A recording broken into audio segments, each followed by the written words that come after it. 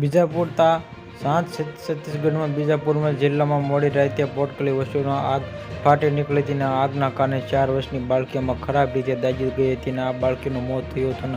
આવરપલ્લીમાં police station વિસ્તારમાં હેઠળ સીતાગઢમાં ગામમાં ધ્યાનમાં મોડી પોટકલીની પેકેટમાં પોર્ટલ સ્કૂલમાં શાળામાં બુધવારે મોડી રાતે આગ લાગીને આ શાળા શિક્ષણ વિભાગમાં એક અધિકારીએ જણાવ્યું કે પીડિતની શાળાના વિદ્યાર્થીની નહોતી કે અધિકારીને જણાવ્યું છેલ્લા દિવસોમાં મોડી અને મોટી બહેન સાથે રહેતી હતી અને આ શાળામાં વિદ્યાર્થી 380 વિદ્યાર્થીઓને બચાવી લેવામાં આવ્યા હતા અને પ્રોટીન કેમિકલ સ્ટાકમાં 380 વિદ્યાર્થીઓ સુરક્ષિત રીતે બહાર કાઢવામાં આવ્યા છે અને આ બહેને ગુમાવી હતી અને નાની બહેન ગુમાવી છે અને આ ગ્રામમાં મદદથી આ કાબુ મેળવવામાં આવ્યું છે અને પોટકું માળખું સમગ્ર બળીને ખાખ થઈ ગયું હતું.